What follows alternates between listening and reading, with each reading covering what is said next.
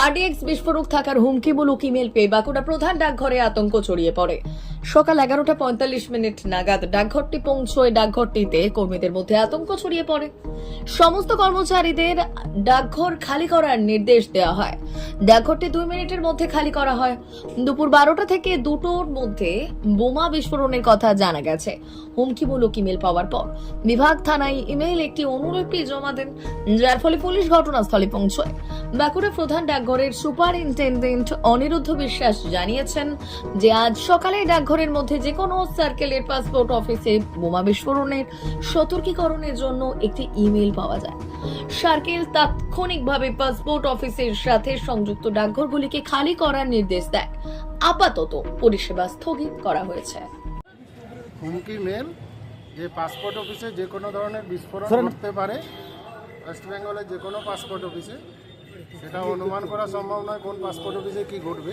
সেই জন্য আমাদের সার্কেল হেডের ইনস্ট্রাকশন আছে যাতে আমাদের 12:30 থেকে 2টো অবধি যে সমস্ত বিল্ডিংয়ে পাসপোর্ট অফিস আছে সেই সব বিল্ডিং পুরো ভ্যাকেট করতে হবে, স্টাফ, কাস্টমার সব, এবং কাউন্টার সাসপেন্ড থাকতে হবে। এই মুহূর্তে পোস্ট অফিসের কি অবস্থা? এই মুহূর্তে পোস্ট অফিস পুরো ভ্যাকেট করে দেওয়া হয়। আপনারা কি আতঙ্কিত? না, আতঙ্কের ব্যাপার না, কিন্তু সাবধানতা। স্যার, আজকে কার্যক্রম বন্ধ রয়েছে পোস্ট অফিসের আপাতত? না, সকালে কাজ হয়েছে, না, এখন আপাতত বন্ধ রয়েছে। আপাতত 12:30 থেকে 2টো অবধি বন্ধ থাকবে। কি সিদ্ধান্ত নিলেন, বন্ধ রাখবেন? পুলিশ এসছে, পুলিশ এসে ঘটনাস্থলে পৌঁছেছে, ওনাদের হচ্ছে আমাদের এখানে কোনো ইস্যু নেই। এটা আরপিও কলকাতাতে একটা মেল এসছে, তারপরে সতর্ক হিসাবে এরকম ভাবে এটা খালি করিয়ে আমরা সার্চ ফার্চ করে দেখেছি, এখানে এরকম কোনো ইস্যু নেই, এগুলো ভুয়ো ব্যাপার আছে। মানে আমাদের এই বাঁকুড়া পোস্ট অফিস সংক্রান্ত কোনো ইস্যু নেই। অন্য জায়গায়ও কিছু আছে বলে আমার এখনো পর্যন্ত নলেজে আসেনি, অলরেডি 2টো বেজে গেছে।